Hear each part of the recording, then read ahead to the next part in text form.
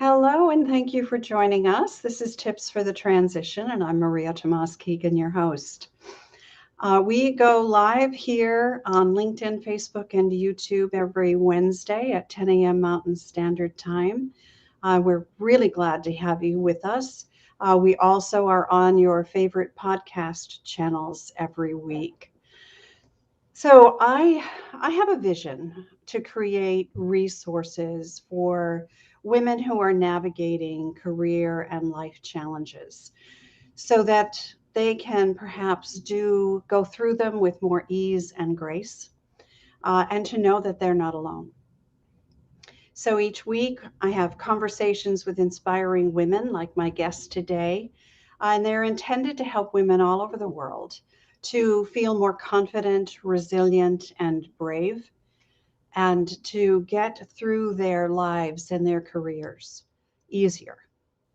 So, if something strikes a chord with you during this conversation, and you want more information, look below to the comments or the show description, depending on where you're watching or listening, and you'll see all kinds of links to get more information and to connect with us. So last week, we heard about burnout from an expert.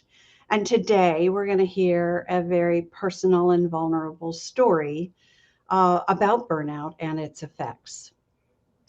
Sandhya Jha is a consultant who particularly loves helping organizations get diversity, equity, and inclusion teams off the ground.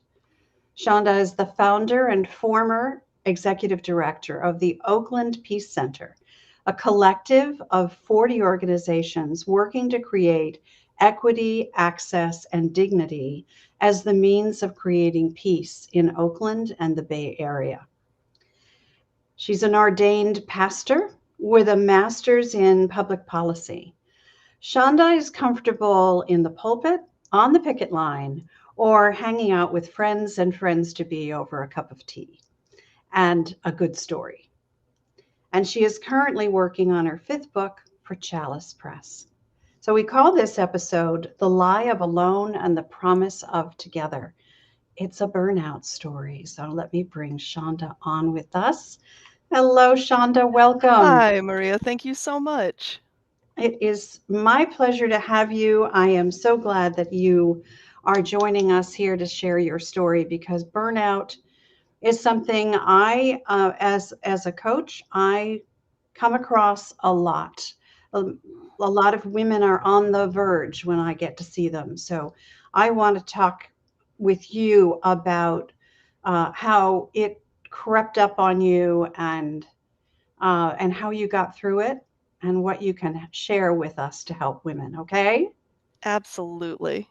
So let's get Absolutely. started. Tell us how your story starts. For sure. So I feel like, and I think this is true for any immigrant, you don't really know me unless you know my parents and where my family comes from. So my father was from a small village in India near the border of Bangladesh. My mother is from near Glasgow in Scotland. They met at a college dance in Glasgow, and I don't know if they would say it was love at first sight, but it was something pretty close to that. And we moved to this country when I was a toddler. Um, so there's something I'm going to come back to later, but what I want to mention is that my parents really taught me a lot about creating family of choice. And that has ended up being a really important theme for me throughout my life. Like I said, that's going to show up later in the story. So I wanted to mention we had moved to this country. We were an atypical family in Akron, Ohio, and my parents built up relationships with other expats and other people who didn't quite fit the typical mold, and mixed race couples. And eventually we found other people from the region of India that my father was from. So that idea of creating family wherever you land was a really important part of what they taught me when I was growing up. So I grew up in Akron and a little bit outside of Chicago, went to college in Baltimore, and was very, very fortunate that being so near Washington, D.C., I got the chance to intern for my congressman from Akron in Washington, and that eventually turned into my first job. So, why, at least my first job out of college. So, I got the chance to work in Congress for someone whose ethics and integrity I admired very, very much. We used to joke that when the TV show West Wing came on, it was like if our boss, Tom, had become president.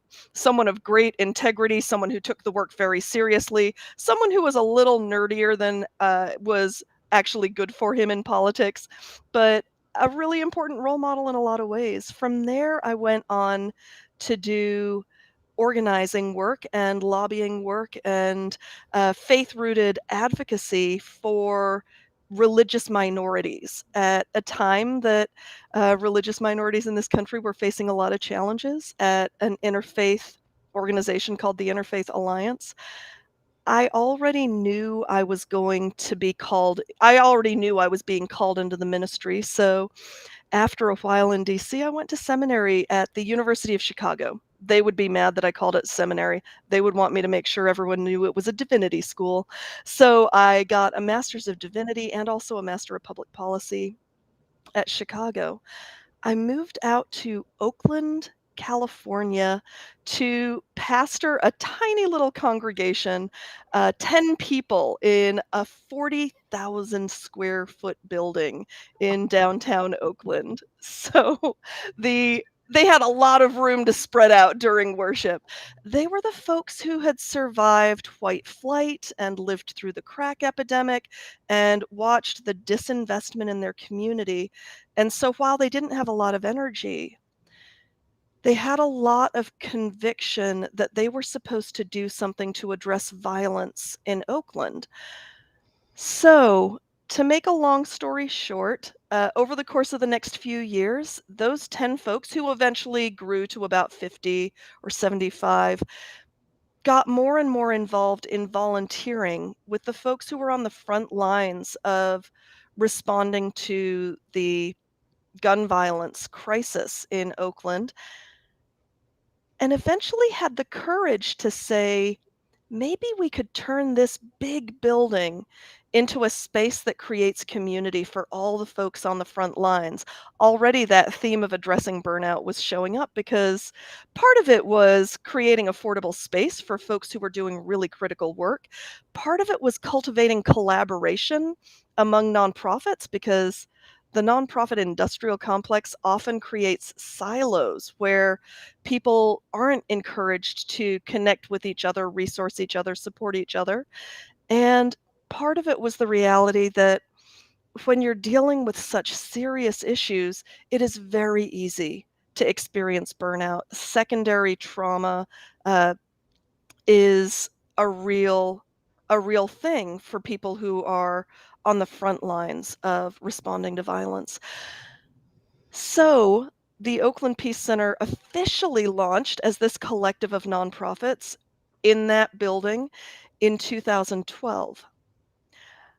I was the founder and director and stepped down as pastor of First Christian Church of Oakland and did that part-time while I also did part-time housing advocate policy work and also did part-time anti-racism and diversity, equity, and inclusion consulting and part-time worked on a book. So you can probably already see the recipe for burnout in my story, although it's not an unusual story for so many people my age and younger.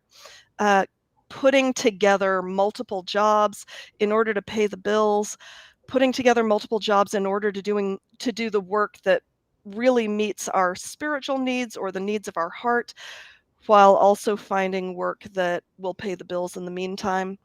In some ways, I'm not all that unusual, although even in the midst of it being too much work, it was all good work, which is part of why I had such a hard time realizing that I was in the midst of burnout for several years. Wow. You were a busy lady. Yes. Yeah, that's a lot. And yes, I can see how that is, the perfect recipe for burning out.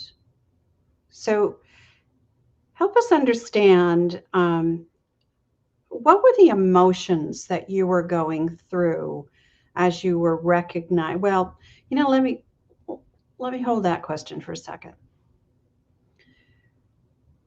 Let's talk about how you started to recognize that you were burning out. Let's do that. Absolutely. I was really lucky because I worked at an organization that gave me space to take a sabbatical. And so for 3 months in the summer of 2019, I got a sabbatical to take my father's ashes back to his home in India. I got to spend a month in on the island in Scotland where my mother's people were from, and she joined me for that month. I got to start the process of working on my next book. It was lots of life-giving time, it was lots of generative time, it was lots of relaxation. And within about a month of getting back to my job in October, I realized I was just as tired as I had been just before I left on that 3-month sabbatical. And that was a sign that something was wrong, but I'm not sure I would have called it burnout. It didn't cross my mind that that's what was going on. I thought I was just fatigued. I thought, I just needed more rest. So the idea of catching myself in burnout wasn't actually the way it happened. I should say I'm an extrovert, which means that I get energy from other people, but it also means that my brain waves go from my mouth to somebody else's ears. And the way that I figure out that something is real is usually by hearing it from someone else reflected back to me.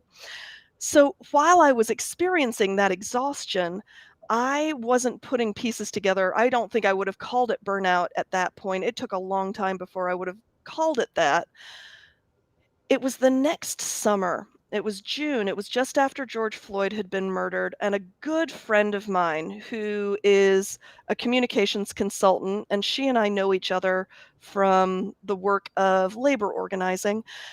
She said to me, "Shonda, you've spent 10 years on the Oakland Peace Center. I'm not at all clear on any impact that you all have had, but there's this other thing you're actually good at. You should be doing anti-oppression work and anti-racism work instead." And at the time, I laughed it off because she's, she's a labor organizer from New York. She tells things more bluntly than necessary. And I kind of laughed and said, yeah, I'll take that under advisement. But it was her saying that. And just as a caveat, she's absolutely wrong. The Oakland Peace Center has done amazing things. I'm really proud of their work. They're continuing to do amazing things without me. But after she said that, I found myself over the next couple of weeks thinking, you know, for about 7 years, I've been doing work as the executive director of the Oakland Peace Center that I really hate in order to support an organization I love.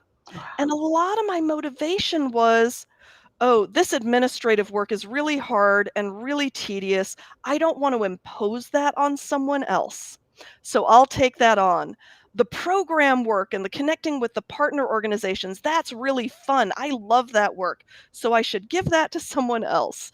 Because I had this sense, and I think some of this might have to do with gender, I had this sense that I didn't have the right to burden people with work that I thought was tedious. And who did I think I was to pass off work that I didn't enjoy to someone else?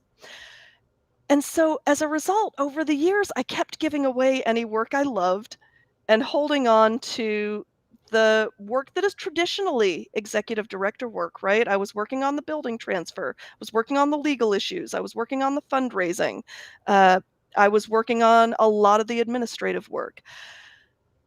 And that's a recipe for burnout. And part of the reason I had gotten there was because I wasn't reaching out to the folks around me to see if there was any other solution.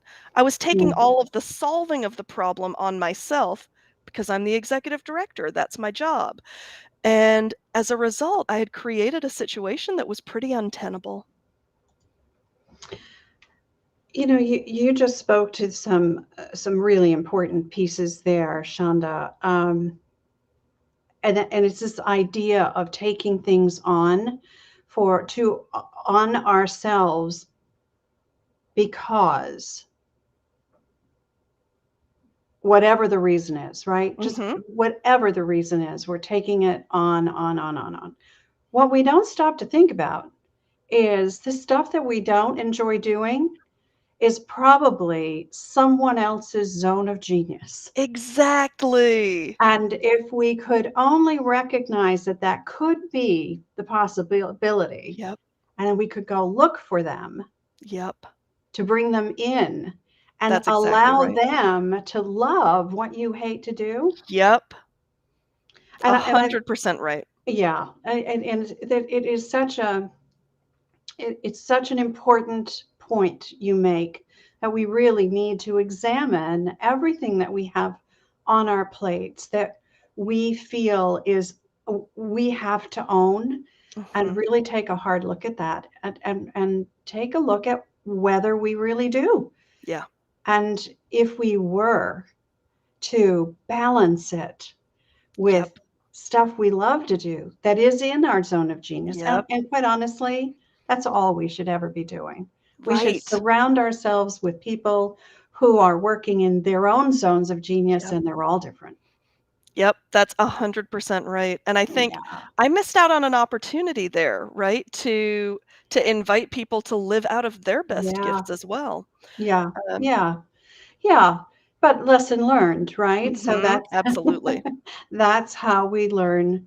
That's how we learn what not to do the next time, right? Yep. And we get to teach others, like we're doing here, sharing your story. Yeah. Hopefully, that will open someone's eyes to what they're doing and how much Yep. burden they are carrying, and how Yes. much of that is really necessary, and what would Exactly. happen if. That's exactly right. Yeah, And it's endemic. I mean, I think this is the thing that I think may be comforting to for folks to hear is this is happening all over the place. it This is. isn't, if you're experiencing this, it's not just you. This is happening everywhere. And Yeah. it's an opportunity. And you made a point earlier that, and this is like the gig society we're in Yep. right now, right? People are trying to find multiple streams of income Yep. that allows them to do work they love to do, Yep. hopefully, Hopefully. but it also brings in income Yep.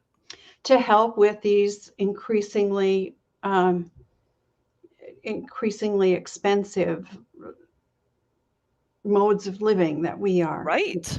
we're seeing these days. So, um, yeah, so this multiple stream of income idea is a great idea, but be careful what you wish for, because it also could be your undoing in terms of burnout, or any of those mental health Especially issues that. especially when people say there's no such thing really as a part-time job.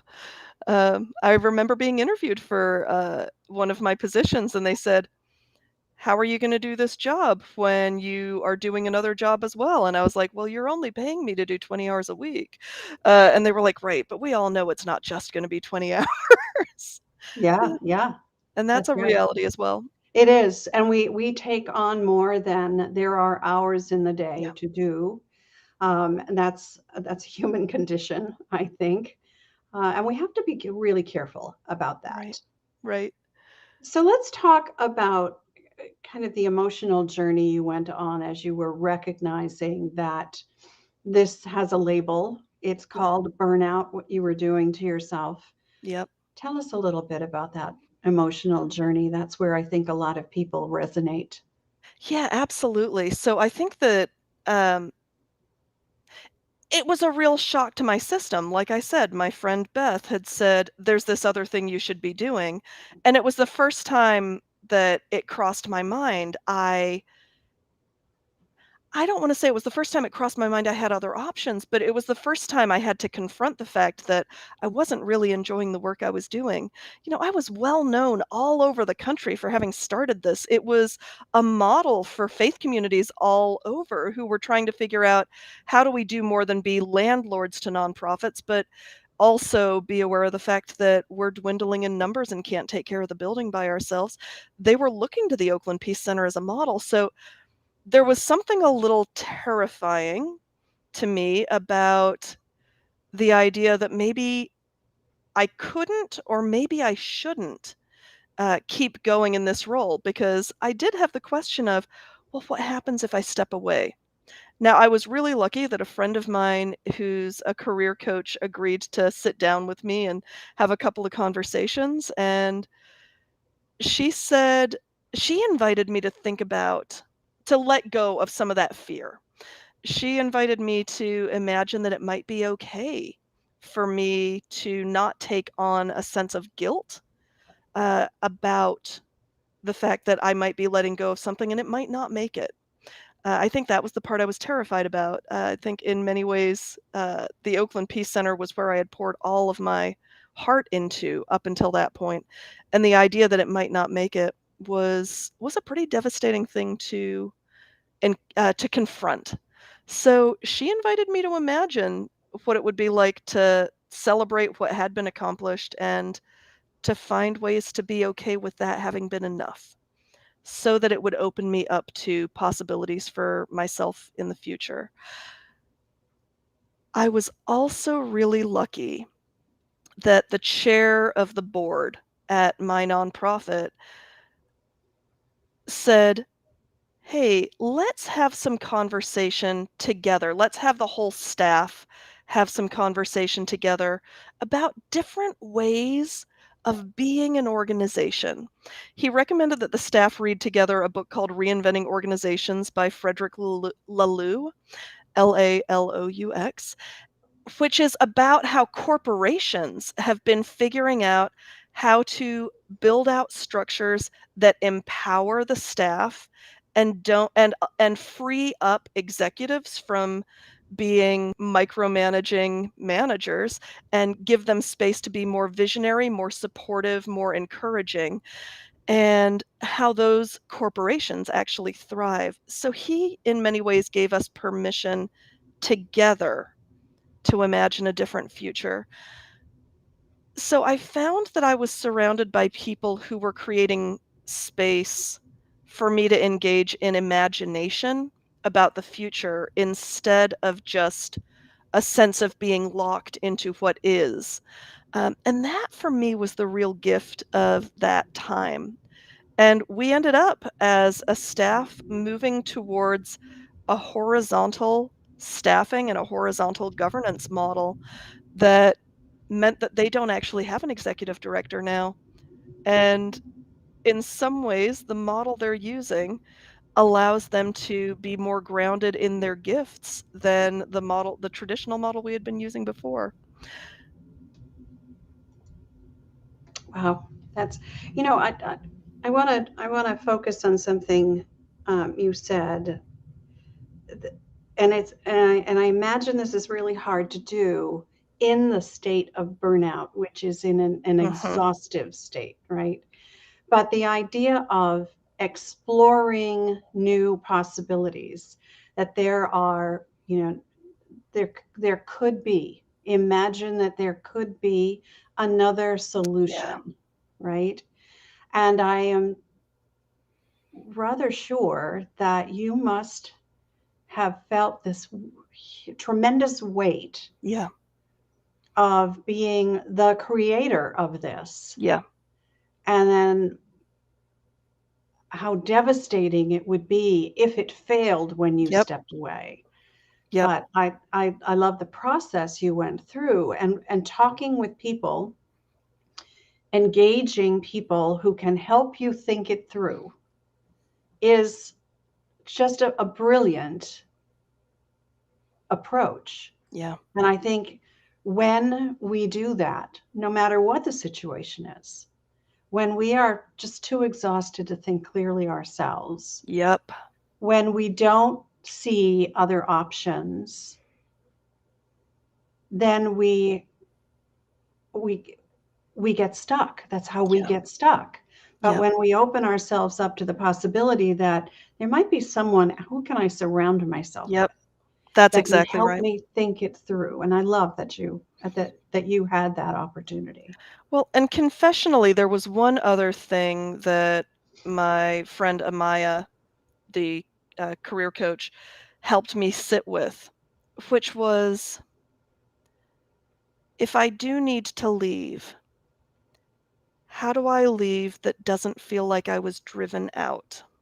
Ah, And I don't necessarily mean by people. I don't mean right. by anybody. Yeah, but by, this sense that, oh, if I leave, I've failed. If I leave, it's because I wasn't enough. And I actually asked her to help me figure out how to deal with that particular issue. And I think especially because I can't remember if we talked about this before, but I kind of feel like there are two groups of people in the world right now. There are people dealing with mental health challenges, and there are people who aren't admitting that they're having mental health challenges. I think that the 2 years we've all been through have Mm, been so we have survived we are in the midst of yeah, a collective trauma. yeah, And we have not been our best selves with each other. We've had to deal with all sorts of things. And so I think even if I had just left because it was too much, I needed someone to help me recognize that that's not a failure either.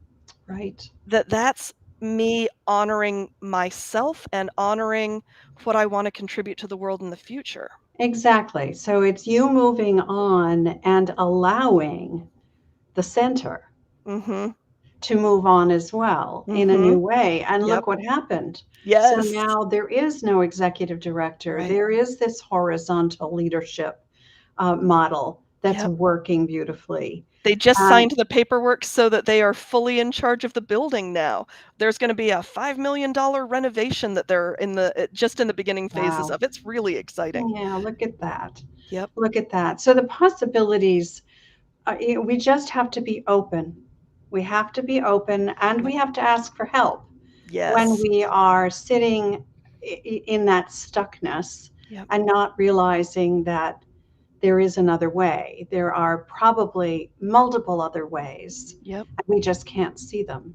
Yep. And burnout is one of those uh, syndromes, conditions, whatever we call it. Yep. It's apparently not a medical condition, but it is a Mhm. workplace Yes. induced Yes. condition that we struggle with. Um, And it is a symptom of a culture that demands things of us that are not always reasonable. yeah, It is a and so that's why I think it's really important to say it's not a failure. yeah, It's a response to the world around us. yeah, yeah. And there are so many burnout stories out there. I'm so grateful that you shared yours with us. I know you brought some tips with us. We always end the show with tips from my guest. Um, and it's what our loyal viewers tell me is their favorite part. So, That's what have you wonderful. brought for us? What kind of tips do you have for us, Shonda? So I think, I tried to drop hints about them along the way, and the most simple of them is bring a listening ear to those around you. Sometimes other people can see us in ways that we can't see ourselves. And definitely when I was at the height of burnout, I was least receptive to that kind of wisdom.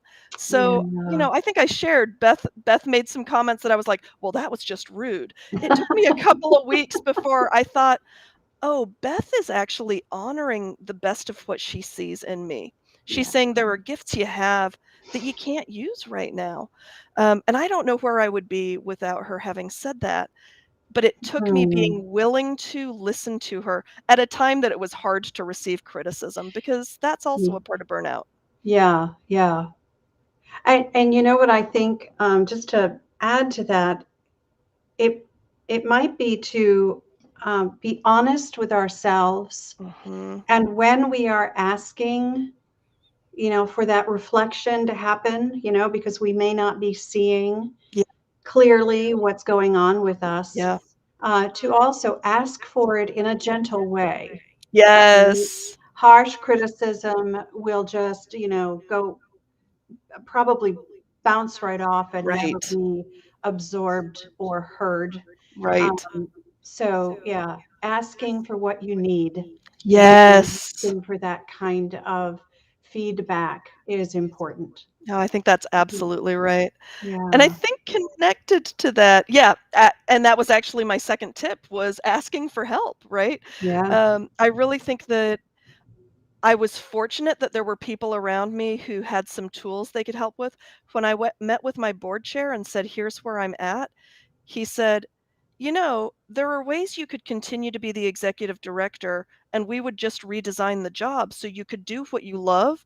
And when I said to him, "It's too late," yeah. he said, Oh, "All right, let's figure something else out." yeah, So it really it did take me being able to say honestly, and to be honest with myself as well as with him, yeah, where I was. So asking for help is a really important tip. That was yeah. absolutely my second tip. And look, and one of the things you said earlier that I think is so compelling is that you recognized that you were doing work you hated in a place you loved. Yep.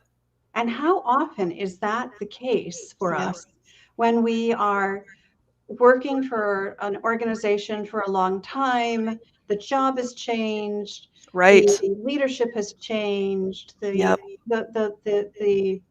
the atmosphere has Yeah. become toxic, but we love the people we work with, Yes. right?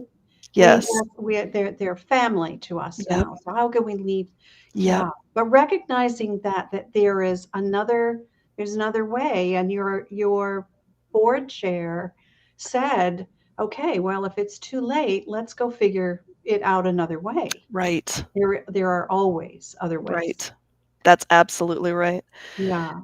And my third tip is a very simple one, and it's not a career-based one, it's a life one, which is, Mm, like I said, my parents taught me, early what it means to create a family of choice.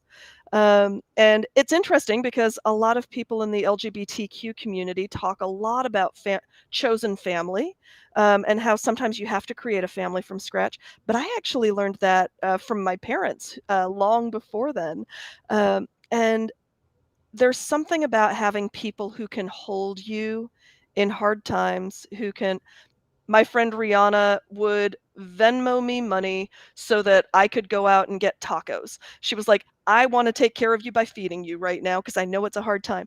Having people like that in our lives who can yeah. show up, who can hold us through those challenges, I think it really is a recipe for a sustainable life, and those also end up being the folks who can say, "Hey, I'm worried you're on a path towards burnout," so that we don't get to that point Yeah. before we don't get to the point of it being so hard that we need to engage in radical change. They might help us catch it before it gets there. Yeah. Another great point that you make is recognizing who who is around us, who is in our inner circle, Yep, whether we ask them to be there or not, right? It could be yep, family, blood family. It could be, friends. It could be coworkers, mhm, whatever. Choosing yep, who they are yep, and and this is not an easy thing for a lot of people to do. It's one of the things that I coach people through as well, is just mhm, recognizing who is in your inner circle. And yep, this is, you get to choose who's there. You get yes, to choose who you keep closest yeah, and who and you they might move out. And they might have different purposes. I think we spend a lot of energy being Absolutely. sad that one person can't be all of these things, when in fact, I have friends who are really good at accountability. I have other friends who are really good at, being on my team, and being very loyal no matter what. And then I have friends who, are great creative strategizing partners. Mhm. Paying attention to what it is, that people in our lives bring to us and Right. being able to be honest with them about, "Hey, I could use this right now." And not expecting the person who's going to be, Team Shonda all the time, no matter what, to be the person who helps me figure out how to resolve a conflict with a coworker, because she's going to say, "Well, they're dumb." She's not the person I go to for that. Not I helpful. Yeah, exactly. It's delightful, but it's not always helpful. Right. So being aware of what people's gifts are and leaning into utilizing those gifts, I think, Yeah. is part of that family of choice strategy as Yeah. well. Yeah. You talk about your chairman of the board of directors. I actually think about this work that we do that I do with my clients as creating your own personal board of directors. Yes. Because on a board, if we think about it, there are people who are specialists in multiple Yep. different areas, Yep. right? And we invited them to be on our board because they brought to us things that we don't have, that we're Yep. not as good at. Yep. And that helps round us out, and it always gives us someone to tap Yes. when we have a question, a problem, or just want to go have fun, right? Exactly. I have somebody on my personal board of directors I call every time I want to laugh. Yeah, yeah, yeah. Absolutely And critical. those people change. So that Yes. person on my board used to be my brother Larry until he passed. I had to Right. find somebody else. Yep. So this is how, it's a dynamic, ever-changing situation. Yep. Oh, Shonda, this has been such a great I've conversation. Thank you really so enjoyed it, much. Maria. I'm so grateful. I I think I had mentioned I'm already a fan of the show. It's really lovely to get to be on it. Oh, thank you so much. I'm so glad that you are. And I really appreciate that you have shared so openly your journey, what has been going Absolutely. on for you, and where you are today. So I thank you. Absolutely. I should Well, mention I love what I'm doing. Beth was right. oh, that's I and needed that's to great. shift over to this. Yeah, That's so great. it's been amazing. So I want people to know how they can get in touch with you if they choose to. Yeah. So please tell us what that is, and I'm going to put a little graphic up the bottom of the screen. Absolutely. So the easiest way to find me is on LinkedIn, and my handle there is Without Fear Consulting. Perfect, perfect. Thank you again.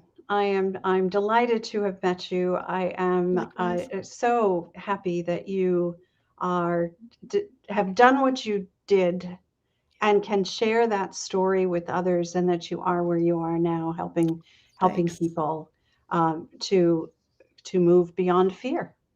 I love that. Thanks Yeah, so, so much. thank you. All right. So for everyone watching, I want to thank you so much for being a part of our community. I appreciate that. And as I said at the top of the show, if you are looking to connect with me or Shonda, below the video are all of the connection points that you can make. There are some things that you can download, and books and trainings on my website as well. And I'd invite you to continue this conversation with us, if you would, in the Career Transition Roadmap Facebook group. It's a private group, and we're having conversations like this. I believe it's our time to thrive. Will you join me on that ride? I'll be here not next Wednesday because it is the holiday week, but right after January 1st, it'll be, I guess, January 6th. I will see you then right here. I'm Maria Tomás-Keegan. Till next time, turning transition into triumph.